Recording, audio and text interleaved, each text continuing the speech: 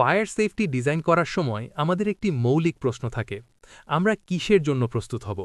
Building design করার সময় কি আমরা এমনটা ভাবব যে পুরো বিল্ডিংয়ে একসাথে একাধিক জায়গায় আগুন লেগেছে, বা হয়তো কোনো ধরনের বিশাল বিস্ফোরণ ঘটেছে?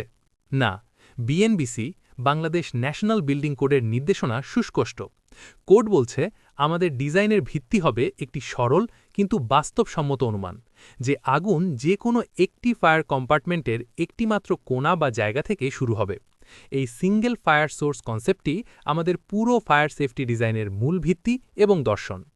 আমরা মূলত সাধারণ দুর্ঘটনা যেমন বৈদ্যুতিক শর্ট সার্কিট, অসাবধানতাবশত ধূমপান ইত্যাদি থেকে সৃষ্ট আগুনের ঝুঁকি মোকাবেলার জন্য ডিজাইন করি। আমরা সাধারণত নাশকতা বা যুদ্ধ বা বৃহৎ সন্ত্রাসী হামলার জন্য সাধারণ ভবন ডিজাইন করি না, যার জন্য সম্পূর্ণ ভিন্ন ধরনের যেমন মিলিটারি গ্রেডের সেফটি প্রোটোকল প্রয়োজন হয়। আমাদের ডিজাইনের মূল লক্ষ্য হল এই একক উৎস থেকে শুরু হওয়া আগুনকে নিয়ন্ত্রণে রাখা এবং তার বিস্তারকে ধীর করা। ইঞ্জিনিয়ারগণ, ফায়ার সেফটি ডিজাইনের দ্বিতীয় গুরুত্বপূর্ণ অংশটি হল সময়। কোড বলছে আগুন spread within a building over a time period, বা একটি নির্দিষ্ট সময়কালের মধ্যে একটি ভবনের অভ্যন্তরে ছড়াবে। এই টাইম পিরিয়ডটি বা সময়কালটি আমাদের জন্য সবচেয়ে মূল্যবান সম্পদ।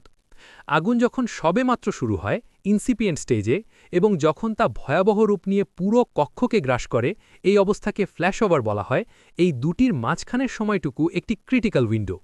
আমাদের ইভ্যাকুয়েশন সিস্টেম এবং সকল ফায়ার প্রোটেকশন মেকানিজম যেমন স্প্রিংকলার, অ্যালার্ম সিস্টেম, এই সব কিছু এই সীমিত সময়ের মধ্যে কাজ করতে বাধ্য।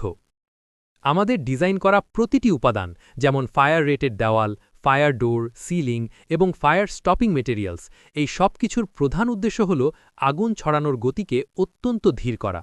এর মাধ্যমে অকিউপেন্টস বা বাসিন্দাদের নিরাপদে বাইরে বেরিয়ে আসার জন্য যথেষ্ট সময় বা সেফ ইগ্রেস টাইম নিশ্চিত করা যায়।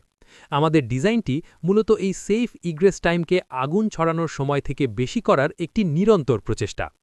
সংক্ষেপে, আমরা সময়ের সাথে প্রতিযোগিতায় নেমেছি এবং আমাদের ভবনের কাঠামোই সেই প্রতিযোগিতায় আমাদের মূল হাতিয়ার।